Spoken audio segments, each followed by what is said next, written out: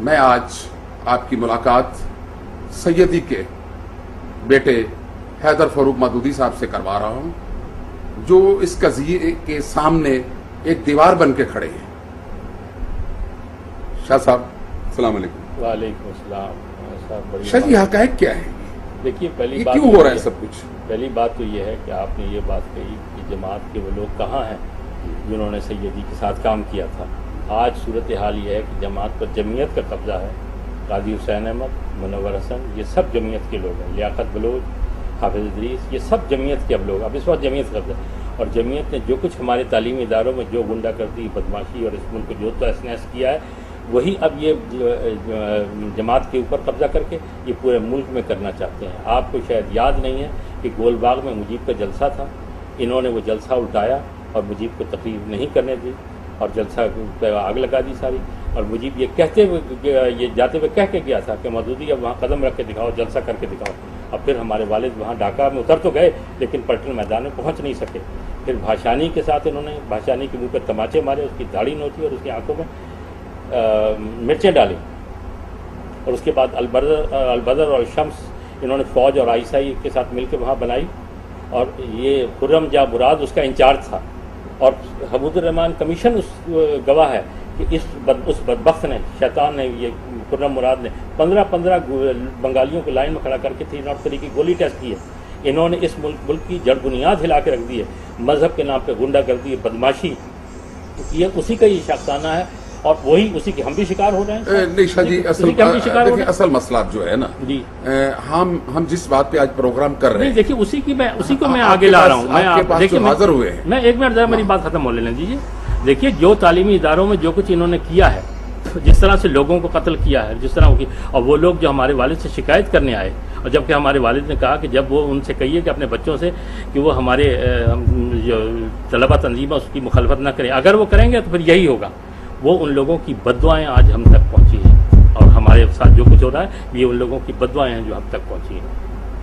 اور ہم اسے بڑے ٹھنڈے پیٹوں ہم ٹھیک ہے، یہ مقدر سمجھ کے ہم اسے برداشت کر رہے ہیں کہ ٹھیک ہے جس سے ہمارے ہی پالے ہوئے ہیں، اور ہمیں نہ بھونکیں گے، ہمیں نہیں نوچ کھائیں گے تو اور کس کو نوچ کھائیں گے؟ ان کا حق بنتا ہے کہ ہمیں نوچ کھائیں۔ اور شاہ جی مجھے بتائیں کہ آج جو کچھ ہو رہا ہے اس سے پہلے کیا قاضی حسین احمد کی قیادت تک کوئی ایسے معاملات قاضی جب پہلی دفعہ جب ہوا تھا، پہلی دفعہ جب حملہ ہوا تھا تو قاضی نے کروایا تھا سارا۔ میں لاہور پاکستان میں ہی تھا، میں ہندوستان گیا ہوا تھا، یہی 150-200 لڑکے آئے اور انہوں نے آ کے میرا سامان اٹھا کے باہر پھینک دیا، میری بیوی اور میرے بچوں کو ایک کمرے میں بند کر دیا۔ 3 دن تک وہ اندر بند رہے اور اسے باہر نکلنے نہیں دیا۔ اور اس کے بعد جب میری بیوی تھانے گئی تو انہوں نے کہا کہ جناب میاں عثمان جو MNA ہے جماعت اسلامی، انہوں نے منع کیا کہ جناب FIR ہوگی۔ اس کے بعد میں ہائی کورٹ گیا، ہائی کورٹ جا کے راجہ افراسیاب تھے ہائی کورٹ کے جج، ان سے کہہ کے FIR درج کروائی۔ وہ FIR لے کے میں طارق کھوسا صاحب جو SSP تھے ان کے پاس گیا، انہوں نے کہا جہاں جماعت اسلامی اور جمعیت کے اگینسٹ ہے مجھے 5 لاکھ روپے آپ رشوت دیجیے تب جا کے میں اس کو عمل کرواؤں۔ تو میرے پاس تو بھائی 5 لاکھ نہیں تھے عمل کروانے کے لیے، اور اس کے بعد میں تھانے میں پھرتا رہا، اس کے بعد فائل ہی کبھی نہیں ملی۔ اچھا شاہ جی بات اتنی ہے کہ آج یہ جو گھر ہے جی، جس کی اراضی 2 کنال ہے، 5 کنال ہو گیا جتنی بھی ہے، اور ہم 9 بہن بھائی ہیں، ہم اس میں تقسیم ہو کے مشکل 10-11 مرلے آتے ہیں۔ اگر 10-11 مرلے آتے ہیں تو 10-11 مرلے کی کوئی قیمت نہیں ہے جماعت اسلامی کے سامنے، کوئی قیمت نہیں ہے جماعت اسلامی کے کابرین کے سامنے، اس کی کوئی قیمت نہیں ہے یہ، کیونکہ جماعت اسلامی کوئی غریب جماعت تو نہیں ہے اس ملک کی، ہے ایک امیر جماعت ہے، ان کے اپنے اثاثے بہت کچھ ہیں۔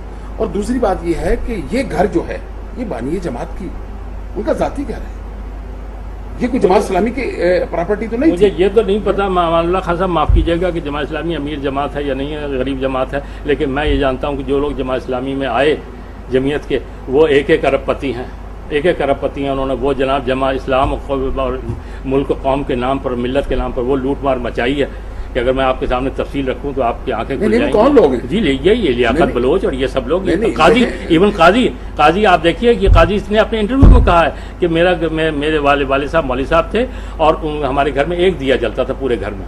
آج ان کی جناب اسلام آباد میں کوٹھی، میں پوچھتا ہوں قاضی کی کیا کاروبار ہے، اس نے کیا کام کیا ہے مجھے بتائیے، کہاں سے آ گئی اسلام آباد میں کوٹھی اور یہ ریل پیر اور سب۔ اور خود انہوں نے کہا کہ 14 کروڑ روپے میں نے نواز شریف صاحب سے لیے تھے، اور پھر پہلے انکار کیا اور مجید نظامی کی گواہی کے بعد انہوں نے کہا ہاں جی جہاد کشمیر فنڈ میں لیے تھے اور اس کا کوئی حساب کتاب نہیں۔ نہیں, देखें, वो लूट मार यहाँ मची शाह जी, है। जो जमात इस्लामी के जो अकाबरीन अब तक जो दुनिया में नहीं है, अब उनकी औलादें हैं, ठीक है। हम तो विरासत की जब बात करते हैं सियासत में, तो नवाज शरीफ का बेटा आता है तो हम कहते हैं कि उसकी विरासत में है सियासत। लेकिन बात जो सीधी आ रही है, तो क्या मुझे ये बताएं कि काजी हुसैन अहमद के बेटे की विरासत है जमात इस्लामी, या खलील हमदी की औलाद की विरासत है जमात नहीं, इस्लामी? देखिए ना, बात यह है कि या इसमें फरीद इसमें प्राचा या हाफिज सुलेमान अगर बख्श की अगर विरासत विरासत है? नहीं है तो सिर्फ मौलाना मौदूदी की औलाद की विरासत आखिर है। क्यों? और उसकी वजह यह है कि उन्होंने हमें जमात और जमीयत से इस तरह बाहर रखा, जैसे कोई जिसे देखते ना पुड़िया बेचने वाले जो लोग होते हैं ना, वो अपनी पुड़ियाँ बाहर रख के आते हैं, घर में नहीं लेके आते। उन्होंने हमें इस तरह से महफूज रखा, जैसे ड्रग बेचने वाले जो होते हैं, उन्होंने हमें इस तरह से। और हमें उनका सबसे बड़ा उनका एहसान ये है कि उन्होंने हमें इन सारी चीज़ों से महफूज रखा, जमात और जमीयत से। नहीं, किसने बिल्कुल। महफूज और रखा? हमारे वालिद ने बिल्कुल हमें, नहीं, हम आपके 9 वालिद साहब का हुक्म था? ये हमारे 9 बहन भाइयों में से कोई एक आदमी भी ना जमात ना जमीयत में कोई। अच्छा, ये बात बिल्कुल बड़ी अहम बात है। बिल्कुल बहुत अहम बिल्कुल बात हमें इस तरह से दूर रखा, जैसे कोई ड्रग बेचने वाला जो होता है ना, वो ड्रग जब घर में आता है तो पुड़ियाँ बाहर ही छुपा के आता है, अंदर लेके। हमारे बाप ने ये सारे नजरियात जो घर से बाहर रखे। बल्कि अगर हम जमीयत के कभी किसी जलसे में कभी दूर से खड़े हुए नजर आए तो उन्होंने कहा तुम्हारा क्या काम था भाई, वहाँ तुम क्या कर रहे थे, बिल्कुल बाहर रखा। आखिरी क्यों ऐसा जी, क्यों वो किया? जानते थे कि इसके नताइज क्या निकलेंगे, वो जानते थे इसके नताइज क्या निकलेंगे, उन्होंने हमें इस तरह। और उसके बावजूद ये देखिए, ये हम पर गुंडागर्दी गुंडे और बदमाश चढ़ के आ रहे हैं। अच्छा शाह जी, क्या मौजूदा जमात इस्लामी और इसकी क़यादत सैयदी के नजरियात को छोड़ बैठी है? देखिए, बात यह है कि मजहबी जमातों में बदतरीन अमरीत होती है। अमीर जमात से इख्तलाफ जो है वो कुफ्र के बराबर होता है। मैं आपको एक बात याद दिला दूं कि जब जमात बनने का किस्सा हुआ था 41 में, तो उस ज़माने में मौलाना अबुल कलाम आज़ाद ने हमारे वालिद से कहा था तुम जो जमात बना रहे हो उसका दस्तूर क्या है। तो हमारे वालिद ने उन्हें दस्तूर दिया था। उन्होंने कहा था कि कल इस पर बात करेंगे। दूसरे दिन उन्होंने कहा कि इस दस्तूर के नतीजे में जो जमात वजूद में आएगी वो एक फाशिस्ट तंजीम होगी। और जमात का दस्तूर आप उठा के देख लीजिए, वो एक फाशिस्ट दस्तूर है। उसमें सिर्फ अमीर जमात का इंतखाब है और बाकी तमाम इख्तियारात अमीर जमात के पास। अमीर जैसे आर्मी चीफ है कि उसके इख्तियारात को कोई चैलेंज नहीं कर सकता। बदतरीन आमरीत है। और अल्लाह उस वक्त से महफूज रखे पाकिस्तान को जब इन मजहबी बदमाशों के नाम हाथ में ये मुल्क आ जाएगा। अच्छा शाह जी, मुझे याद है कि एक दौर में मैंने मियाँ तोफैल मोहम्मद साहब का एक इंटरव्यू किया जो पूरे पाकिस्तान के अखबारात में उसकी इशाअत हुई। तो मियाँ साहब ने मुझे कहा कि मैंने तो काजी हुसैन अहमद को ये जमात जो दी थी वो एक दूध की तरह थी और काजी हुसैन अहमद ने इसमें पानी डाल डाल के इसको लस्सी बना दिया। ये मियाँ साहब के ख्यालात उनकी अपनी जिंदगी में काजी साहब के बारे में थे। क्या मियाँ तोफैल की ही जिंदगी में जमात इस्लामी में ऐसी चीजें पैदा हो चुकी थी जिसकी वजह से जमात इस्लामी जो थी वो अपने असल नजरियात से बागी हो चुकी थी? देखिए, हमें सबसे बड़ा जो इख्तिलाफ है और दुख है वो मियाँ साहब से है। मियाँ साहब के ऊपर हमारे बाप के बड़े एहसानात थे। और जब हमारे बाप ने उन्हें अमेरिका से लिखवाया था कि मैं बिस्तर मर्ग पर हूँ और मुझे पैसों की शदीद ज़रूरत है अस्पताल का बिल पे करने के लिए, मैं नहीं चाहता कि अपने बेटे से लूँ और आप मेरी रॉयल्टी फ़ौरन जमा करवा के भिजवाइए। तो मियाँ साहब ने उसका जवाब दिया था कि जमात की रॉयल्टी जमा करना आपका ज़ाती काम है, जमात के कारकुन जब आपके ज़ाती कामों के लिए नहीं। ये बानी की जमात को जवाब दिया जा रहा है? बानी जमात। और हमारे वालदा कहती हैं कि उन्होंने ख़त देखा, उनकी आंखों में आंसू थे और उन्होंने लेकर खामोशी से रह के इन्ना लिल्लाहि व इन्ना इलैहि राजिऊन। दूसरा, डॉक्टर अहमद फारूक साहब मौजूद हैं, मैं उनसे फ़ोन पे आपकी बात करा देता हूँ। वो कहते हैं कि वो ठीक ठाक हो गए थे और हम अगले दिन उन्हें वापस लाने वाले थे अस्पताल से, बेहतर हो गए थे। खुर्रम मुराद आया और उसने कहा कि जी अमीर जमात का कोई पैगाम है, इंपॉर्टेंट मैसेज है जो मुझे पहुँचाना है। मेरे डॉक्टर अहमद फारूक साहब कहते हैं कि मैंने उन्हें कहा कि जी डॉक्टरों ने मना कर रखा, अस्पताल वालों ने मना कर रखा हमसे मुलाकात। उन्होंने कहा जी बहुत ही इंपॉर्टेंट मैसेज है, मुझे देना। तो मैंने कहने कि मैंने वालिद से जाकर कहा, वालिद ने कहा भी क्या मैसेज है, अच्छा बुलाओ, क्या क्या कहना है उसे। तो मैंने ले गया। तो ये अंदर जाके इन्होंने कहा कि अब आप बाहर चले जाइए क्योंकि आप रुकने जमात नहीं, इसलिए आपके सामने मैं नहीं कह सकता। कहने लगे मैं बाहर निकला और 2 मिनट के बाद उन्हें फेटल हार्ट अटैक हुआ। पता नहीं इस बदबख्त ने उनके चेहरे पर थूका है, उनकी दाढ़ी पकड़ी है, उन्हें गरेबान पकड़ा है, उनको गाली दी है, क्या किया है मैं नहीं कह सकता। डॉक्टर साहब भी कहते हैं मुझे पता नहीं, लेकिन मैं नर्स दौड़ी भी आई कि फेटल हार्ट अटैक। उसके बाद कहने लगे मैं उनकी मैयत लेके आया, मैं मियाँ साहब के पास गया कि भाई क्या मैसेज था ऐसा जो वो बेचारे बर्दाश्त नहीं कर सके। उन्होंने कहा मैंने तो कोई मैसेज ही नहीं भेज दिया था। कौन कहता है मैसेज दिया था। और मौलाना तो चले गए तो बीमार थे, मैंने यहाँ सब कुछ वो मेरे हवाले कर गए थे। क्या اس کے بعد میں خرم کے پاس گیا کہ جی میاں صاحب تو یہ کہتے ہیں، تو اس نے وہ بد زبانی کی کہ تمہارے باپ کی حیثیت کیا تھی، تمہارے باپ کی کتاب کو پڑھتا کون تھا، اور تم کیا بات کرنے آئے ہو، اور کتابیں تو اب میری پڑھتے ہیں. اور وہ اس نے بکواس کی کہ کہتے ہیں میں سر پکڑ کے رہ گیا، اور میں نے کہا ٹھیک ہے ظاہر ہے. یہ آن ریکارڈ بات ہے. یہ ڈاکٹر صاحب سے پوچھ لیجیے، ڈاکٹر صاحب سے میں آپ کو فون بات کراتا ہوں، یہ بات آپ کو بتا دیں گے. ابھی تو خدا کی سچی بات ہے، کانوں کو ہاتھ لگا رہے ہو. ہم کہتے ہیں پتہ نہیں ہمارے باپ نے یہ کام کس لیے کیا تھا اور کس وجہ سے کیا تھا، اور ہمیں ان کے کیے کہ کیسی سزا مل رہی ہے. خدا میں پورا. اچھا شاہ جی مجھے یہ بتائیں کہ یہ جو تنازع اب کھڑا ہو چکا ہے، جو یعنی گمبھیر ہوتا جا رہا ہے، جیسے کہ آپ کے اب دروازے کے اوپر گنے لے کے لوگ بیٹھے ہوئے ہیں، تالے توڑ دیے گئے ہیں، پورا قبضہ ہے، یہاں تک کہ آپ کے گھر تک آنے کے لیے بھی بندہ سوچنے پہ تیار ہے کہ مجھے آگے جانا ہے یا نہیں. اس دن جیو والے آئے نہیں، جیو والوں کو انہوں نے آنے نہیں دیا. ہاں میں اب گزارش ان کے اوپر حملہ کیا انہوں نے کہا کہ کیمرے لے کے اندر جاؤ گے تو ہم کیمرے توڑ دیں گے. میں گزارش یہی آپ سے کر رہا ہوں کہ حالات ایسے ہی. جی ہم کس طرح اندر آئے ہیں، جی کیا ہم نے طریقہ اختیار کیا ہے، ہم آپ سے کیسے بات کر رہے ہیں، یہ بھی ہمارا دل گردہ ہے اور ہماری اپنی بات ہے. بات یہ ہے کہ اس قضیے کو کیسے نپٹایا جا سکتا ہے. یہ وراثت آپ کی ہے، 9 بہن بھائیوں کی. آخر اس مسئلے کو سلجھانے کے لیے کیا جماعت کے اکابرین، مولانا صاحب کے دوست، وہ سب اکٹھے ہو کر یہ جگ ہسائی جو تھی اسے روک نہیں سکتے؟ دیکھیے ہم سارے پاکستان میں اپنے باپ کے بھائی خواہوں، دوستوں، ہمدردوں سے اپیل کرنا چاہتے ہیں کہ وہ آئیں اور پہلے جماعت کو باہر نکلیں اور اس وراثت کو شرن تقسیم کر دیں. یہ مسئلہ ہی نہیں، ہمارا کوئی مسئلہ نہیں، ہمارا کوئی جھگڑا نہیں ہے. جو ہمارا ہم تینوں بھائیوں کا حق پہنچتا ہے، جو جس کا حق پہنچتا ہے وہ اس کو دے دیں. آپ کے اس مقدمے کا فیصلہ کیوں نہیں ہو رہا وراثت کے؟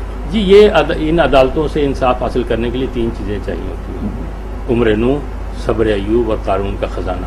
22 سال 23 سال ہو گئے ہیں اور ابھی پریلیمنری ڈگری پاس نہیں ہوئی. یہ تو ہماری ابتدائی کیس ابھی وہیں کے وہیں کھڑا ہوا ہے، جبکہ وراثت بھی طے ہے، جس کی پراپرٹی یہ بھی طے ہے کہ یہ ہمارے والد کی پراپرٹی، جو وارث ہیں وہ بھی طے ہے. کوئی لمبی چوڑی پراپرٹی نہیں ہے، صرف اس کا فیصلہ. اچھا وہ لائبریری جسے جو عدالت نے سیل کروائی تھی، خواجہ حارث جو ایڈوکیٹ جنرل پنجاب ہیں، وہ اس کے ریسیور ہیں، اس کا تالا توڑ کے انہوں نے قبضہ کر لیا جمعیت والوں نے. پہلے وہ جب پوری لائبریری اٹھا کے لے گئے تھے، اب جو فرنیچر ہے اس پر بھی قبضہ کر لیا. اور کوئی یاد ہے نہ فریاد ہے نہ سنوائی ہے. جب تھانے جاؤ تو وہ کہتے ہیں جناب ISI اور فوج نے ہمیں منع کر رکھا ہے کہ جمعیت اور جماعت کے خلاف کوئی کیس رجسٹر نہیں. کیوں آخر کیوں؟ اور جی آپ فوج سے ISI سے کروا دیں فون، پھر ہم کر لیں گے، یا آپ ہائی کورٹ چلے جائیں. آپ بتائیے جناب جمعیت اور جماعت کے خلاف، یہ ان کے پیرول پہ ہے نا، ان کے لیے کام کرتے ہیں ISI کے لیے. یہ سب، یہ منور بھی پہلے NSF میں تھا، وہاں سے CIA نے اسے جمعیت میں. NSF کسے کہتے ہیں؟ National student federation. نہیں سعید صاحب وہاں پہ تھے پہلے؟ جی وہاں تھے، داڑھی ان کی نہیں تھی اور یہ گٹار بجایا کرتے تھے یہ. اور اس کے بعد پھر ISI وہ CIA نے نہیں یہاں پوسٹ کر دیا جمعیت میں. نہیں کیا معاملہ جماعت اسلامی سے؟ جی CIA بھیج دیتی ہے نا. آپ کو یاد ہوگا کہ جب میاں صاحب ابھی امیر جماعت تھے تو اس نے پیر بگاڑا بیان دیا تھا کہ اگلا امیر جو ہے قاضی حسین احمد ہوگا. دیکھیں شاہ جی اب یہ بات تو آپ کہہ رہے ہیں، جی ہاں لوگ سن رہے ہیں، جی ہاں، لیکن دیکھیں اس ملک میں کوئی حکمرانی بھی ہے، کچھ یعنی کہ اندھے کچھ حکمران بھی بیٹھے ہوئے ہیں. دیکھیں چیف جسٹس صاحب پاکستان بیٹھے ہوئے ہیں، آپ کا مقدمہ 30 سال سے پڑا ہوا ہے اور وہ اس کی کوئی مومنٹ نظر نہیں آ رہی. تو آپ نے چیف جسٹس کو کون سے دیکھیے نا، جو لاہور ہائی کورٹ کے چیف جسٹس اعجاز صاحب، وہ جناب جمعیت میں سول لائنز میں وہ جمعیت کے ہراول دستے میں تھے، وہ سب سے بڑی گنڈا گردی کی بدماشی میں سب سے آگے ہوا کرتے تھے. وہ اب جناب چیف جسٹس بنے ہوئے ہیں. جناب ان کے پاس جاؤں جماعت کے خلاف، ان سے اپیل کروں، کس سے کہوں جا کے مجھے بتائیے آپ. اور وہ یہ وہی ہیں جب انہوں نے حلف اٹھانے سے انکار کیا تھا، قاضی صاحب انہیں سینٹ میں لے کے جا رہے تھے. تو وہ تو چاروں طرف تو ایسے لوگ بیٹھے ہوئے، کس سے اپیل کروں، کس سے کہوں. پورے پاکستان کے لوگوں سے اپیل کرتا ہوں کہ یہ دیکھیں، ان کے طرز عمل کو دیکھیں، یا جو کچھ ہمارے ساتھ کر رہے ہیں کل پورے ملک پہ قابض ہو کے کیا کریں گے. اور اللہ اس وقت سے محفوظ رکھے اس پاکستان کو جس دن جماعت اسلامی کی حکومت اس ملک میں قائم ہے. اور اللہ دیکھیں یہ بات میں خدا کو گواہ بنا کے کہتا ہوں کہ اللہ اس دن سے محفوظ رکھے. بلکہ یہ جماعت اسلامی کیا کسی مذہبی لوگوں کے تسلط سے اس ملک کو بچانا چاہیے. اور یعنی آپ کا مقصد ہے کہ جو جماعت کے اکابرین اپنے بانی اپنے مرشد کے خانوادے کے ساتھ جو کرتے ہیں انصاف نہیں کر سکے. یہ جو انصاف کیا لوٹ مار کر رہا ہے. دیکھیں میری بات سنیں، جو آپ کے ساتھ انصاف نہیں کر سکے وہ ملک کو کیا دیں گے اور لوگوں سے کیا انصاف؟ لوگ